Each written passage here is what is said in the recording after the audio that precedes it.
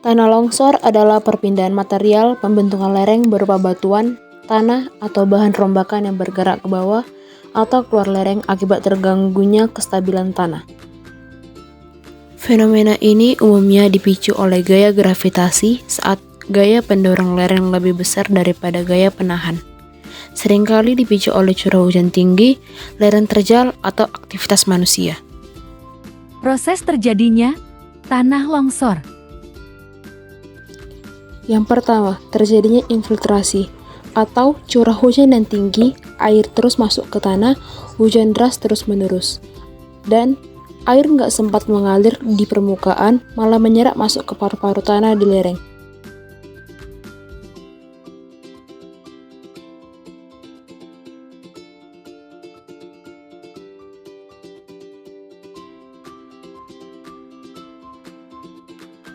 Yang kedua, saturasi atau tanah jenuh air, yaitu karena kebanyakan air, pori-pori tanah penuh semua. Tanah jadi berat dan daya ikat antar partikel tanah hilang.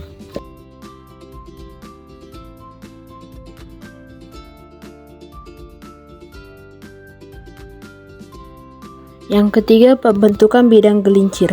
Di bawah lapisan tanah atas, biasanya pada lapisan batuan atau tanah liat yang kedap air. Air nggak bisa tembus, jadi ngumpul di atasnya, bakal meluncur. Ini namanya bidang gelincir.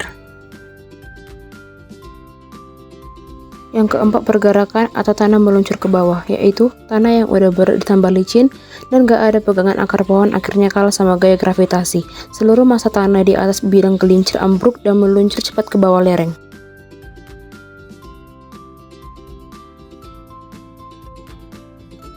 Dampak positif dan negatif tanah longsor. Ternyata dampak positif dari tanah longsor ada loh. Yang pertama, kesuburan tanah. Tanah menjadi lebih subur karena nutrisi dari lapisan dalam terangkat dan mengemburkan kembali tanah. Yang kedua, tanah gembur.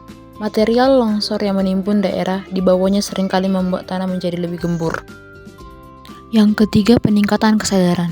Mendorong masyarakat untuk lebih waspada dan sadar akan pentingnya menjaga kelestarian lingkungan dan tata ruang. Pastinya ada dampak negatif dari tanah longsor. Yang pertama, korban jiwa dan kesehatan, menyebabkan cedera, kematian, dan trauma psikologis. Yang kedua, kerusakan infrastruktur dan rumah.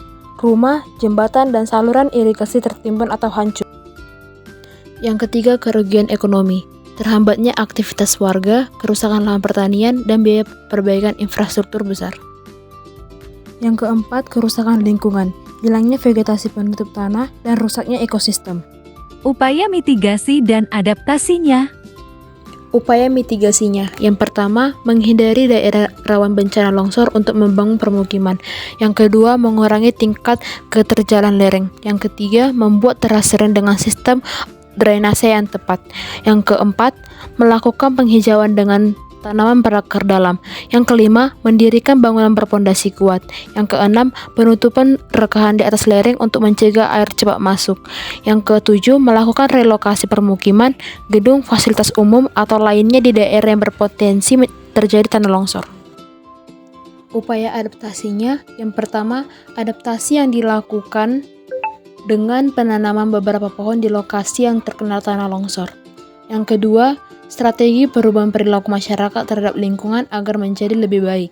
Yang ketiga, adaptasi dengan cara keluar dari lingkungan tempat tinggal yang rawan ke tempat yang lebih aman. Untuk itu mari kita semua sama-sama menjaga lingkungan kita.